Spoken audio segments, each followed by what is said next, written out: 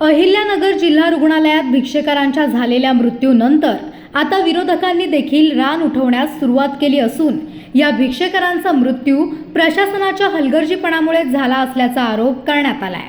भिक्षेकरांचा नेमका मृत्यू कोणत्या कारणामुळे झाला आहे यासाठी छत्रपती संभाजीनगर येथील घाटी रुग्णालयामध्ये शवविच्छेदन करण्याची मागणी अहिल्यानगर दक्षिणचे खासदार निलेश लंके यांनी केली आहे। तर प्रशासनाचा हलगर्जीपणा असल्याचे शिवसेना ठाकरे गटाचे उपजिल्हा प्रमुख गिरीश जाधव यांनी आरोप केला आहे। त्यामुळे या घटनेला नवे वळण येण्याची शक्यता निर्माण झाली आहे। तर काही वर्षांपूर्वी जिल्हा रुग्णालयात घडलेल्या जळीत कांडाचा अहवाल अद्याप आलेला नसल्याचे देखील समजत आहे। कारण 4 तारखेला 49 भिक्षुक त्यांच्यावर कारवाई करून त्यांना विसापूरच्या जेलमध्ये डांबून ठेवलं आणि त्यामधले 10 भिक्षुकांना सिव्हिल हॉस्पिटलमध्ये ॲडमिट केलं। सिव्हिल हॉस्पिटलमध्ये ॲडमिट केल्यानंतर त्यामध्ये 4 जणांना मृत्यूला सामोरं जावं लागलं। त्यामधले 4 जण पळून गेले।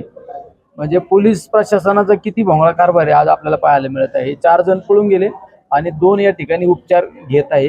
जर यांच्यावर लवकरात लवकर यांना उपचार दिला असता तर आज ते 4 लोक वाचले असते। सगळ्यात महत्त्वाचं काही भिक्षुकांना आता आम्हाला व्हिडिओ दाखवला आमच्या काही मित्रांनी का त्यांना मारहाण झालेली सुद्धा आढळून आली, त्याला डांबून ठेवलेलं सुद्धा आढळून आलं। आमचं सगळ्यांचं म्हणणं एक आहे की या 4 लोकांचा नेमका मृत्यू कशामुळे झाला। उपास आता आम्हाला काही जणांचं सांगणं आलं की त्यांनी 4 दिवस अन्नत्याग केला, मग अन्नत्याग केल्यामुळे झाला। काही जणांचं म्हणणं आलं ते अल्कोहोलिक होते, अल्कोहोलमुळे झाला, अजून कुठल्या कारणामुळे का मारहाणीमुळे झाला। जर या गोष्टीच्या मुळाशी जर जायचं असेल तर त्यांचं PM पोस्टमार्टम हे औरंगाबादला घाटी हॉस्पिटलला झालं पाहिजे। ही आमची सगळ्यात महत्त्वाची भूमिका आहे। प्रशासनाने घेतलेला बळीच आहे।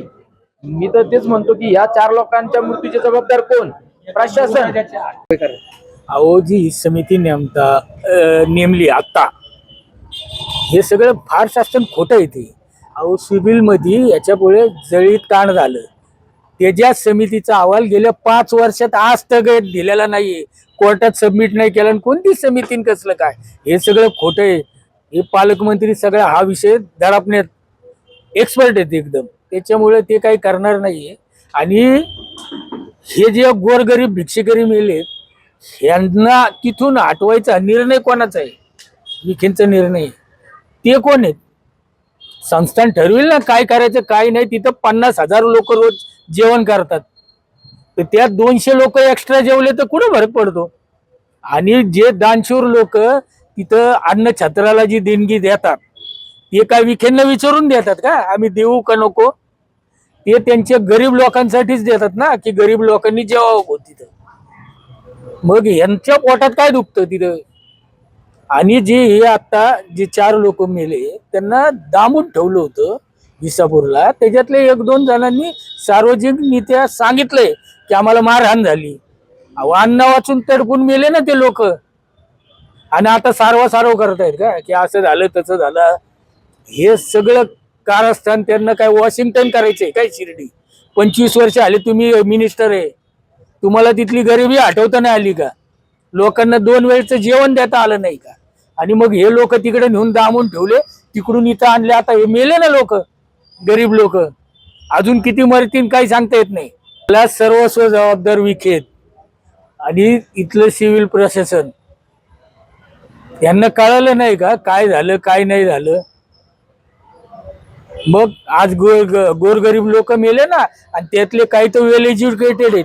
हा थोडं त्यांचं मानसिक संतुलन ढळलेलं असेल म्हणून ते बिचारे तिथं राहायचे आणि जेवण करायचे।